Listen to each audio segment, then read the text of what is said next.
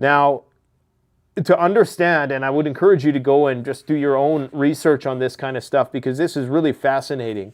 So you don't, AI and data collection, with these simulations, it's not just about using a robot in the real world. Normally, how they would go and get data and teach a robot to do something, you'd have to have that robot do it in the real world and program in exactly what you want it to do in every single situation, and it would be limited to learning in real time using its physical form, right? So actually having a robot, if you want to teach a robot how to pour, a cup of coffee, the robot would have to learn, and it would have to do all of these trials over and over and over again, and it would take, an incredible amount of time.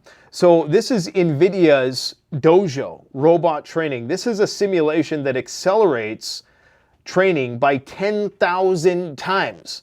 The robots undergo 1 year of intense training in a virtual dojo, but it only takes 50 minutes of wall clock time. Then they can input, this is the Unitree robot, by the way. If you haven't seen that one, watch my last video. I show a demo of it.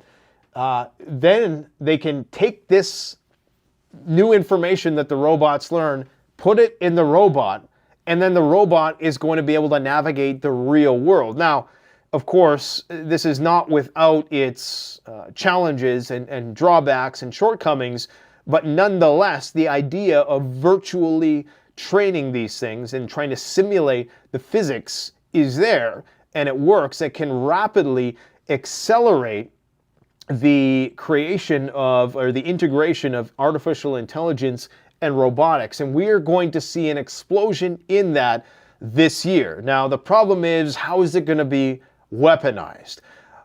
What sort of effect is it going to have on an economy where people are so desperate that they're FOMOing into a shit coin that's been put out by the president and his family members? Now, it appears that they're probably all going to get in on the shitcoin business at some point.